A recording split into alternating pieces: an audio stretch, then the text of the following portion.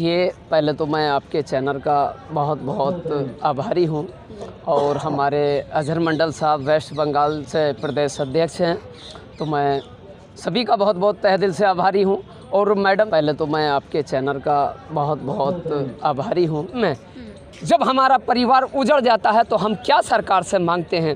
क्या अगर हमारा कोई सारथी भाई एक्सीडेंट हादसे में अगर मारा जाता है तो सरकार द्वारा उसको 20 लाख रुपए का क्लेम मिलना चाहिए। अगर आप पत्रकारिता करने आए हैं तो बगैर ड्राइवर के आप आ नहीं सकते। आपका कैमरामैन, आपका खुद आप एंकर हैं, तो आप क्या आने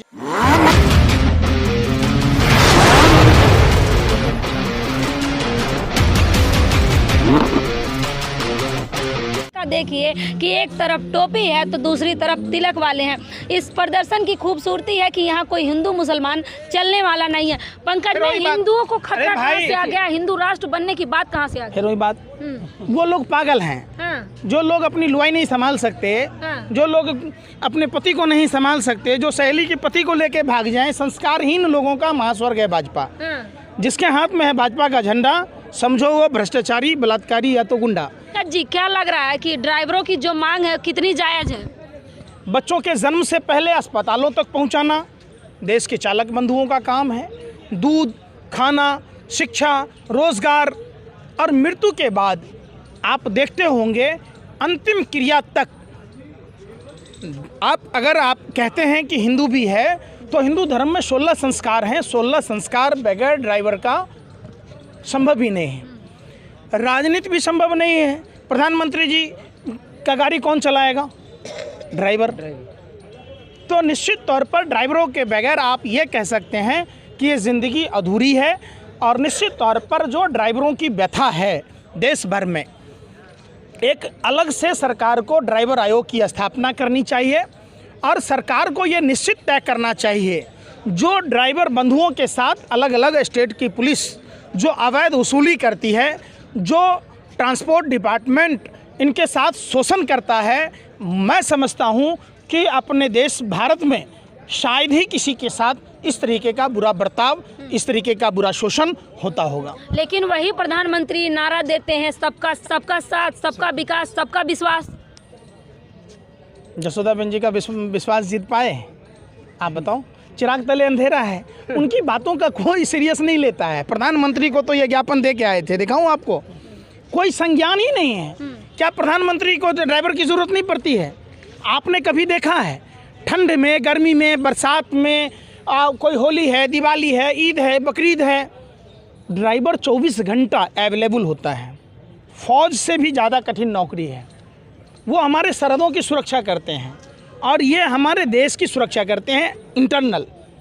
अगर ये ना हो, बच्चों तक दूध नहीं पहुंचेगा, खाद्य सामग्री नहीं पहुंचेगी, बम गोला बारूद जो सरहदों पर जाता है, जिससे हमारे फौजी भाई माँ भारती के लाल सरहदों की सुरक्षा कर पाते हैं, मतलब जीवन अस्त व्यस्त हो जाएगा।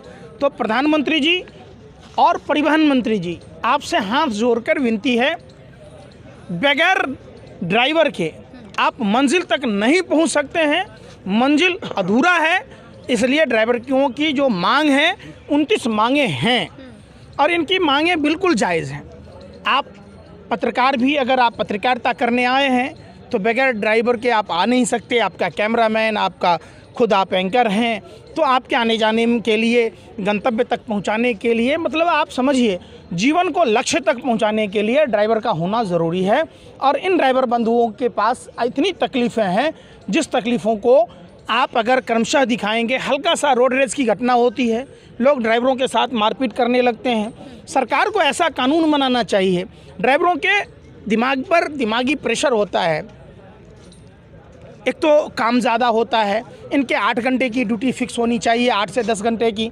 फिर इनको मंथली छुट्टी की व्यवस्था होनी चाहिए, इनके लिए आयोग बनना चाहिए, इनके लिए पेंशन सैलरी की व्यवस्था होना चाहिए। अक्सर ये देखा जाता है कि कुछ निजी संस्थानों में ड्राइवर को निकाल दिया, अब उन्हें कोई मानदेय भत्ता नहीं, 60 वर्ष के हो गए, बेचारे कहाँ जाएंगे?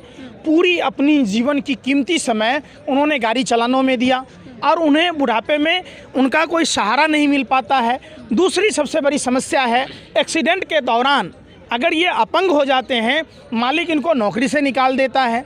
गलती से भी, चाहे गलती पीड़ित का हो तो ड्राइवर को जेल में डाल दिया जाता है कि तुम एक्सीडेंट किए, उनको ज़मानत तक नहीं मिलती है।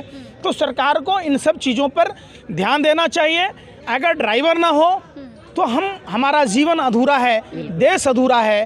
तो निश्चित तौर पर अधूरे सपने को पूरा करना देश के प्रधानमंत्री और परिवहन मंत्री को चाहिए कि इनके सभी 29 मांगों को, खास करके इनके अपंग होने की स्थिति में, इनके बुजुर्ग जब हो जाते हैं, 60 वर्ष से ज़्यादा आयु हो जाती है, तब इनके लिए पेंशन की व्यवस्था, इनके लिए आयोग की व्यवस्था, इनके लिए हर नेशनल हाईवे पर, स्टेट हाईवे पर विश्रामालय की व्यवस्था होनी चाहिए।